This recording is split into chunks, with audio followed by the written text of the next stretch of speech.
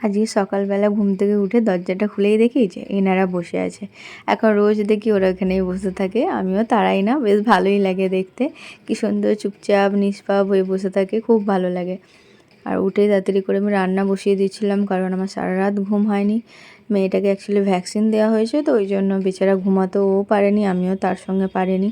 তাহলে রান্নাটা তাড়াতাড়ি করে নিই, তাহলে কী হবে, আমারও সুবিধা হবে, পরে আর আমাকে রান্নাবান্নার ঝামেলা থাকবে না।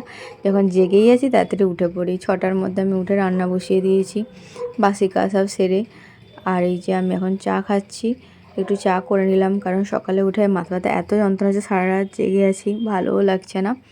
আর বাইরে এসে দাঁড়িয়ে যখন চাটা খাচ্ছি আমার খুব ভালো লাগে। এই শীতকালের সকালটা আমার খুব ভালো লাগে। এবার এখন আমার ফুলের সব কেনার ইচ্ছে হচ্ছে, ফুল গাছ, কারণ বাইরেটা দাঁড়ালে আমার মনে হয় একটু ফুল গাছ থাকলে ভালো লাগে। প্রতি শীতেই কিনি, এবারে কেনা হয়নি এখনও পর্যন্ত, যত্ন নেওয়া সম্ভব নয়, সেই জন্যই বেকার বেকার গাছগুলো নষ্ট হবে। কিন্তু এবার ইচ্ছে হচ্ছে একটু গাছগুলো লাগাবো, ফুল গাছ। আর দেখো স্নান টান করে নিয়ে আমি এই যে পুজোও করে নিয়েছি, গলুকে খেতে দিয়ে দিয়েছি যতটা তাড়াতাড়ি সম্ভব, কারণ এই সময়টা তবু একটু আমি জব টবগুলো ভালো করে করতে পারি।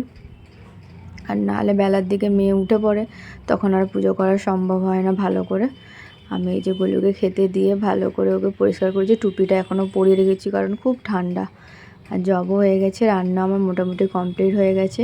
এবার একটু খাওয়া দাওয়া করব। চলো আজকে ভিডিওটা এখানে এন্ড করলাম, সবাই ভালো থাকো, টাটা।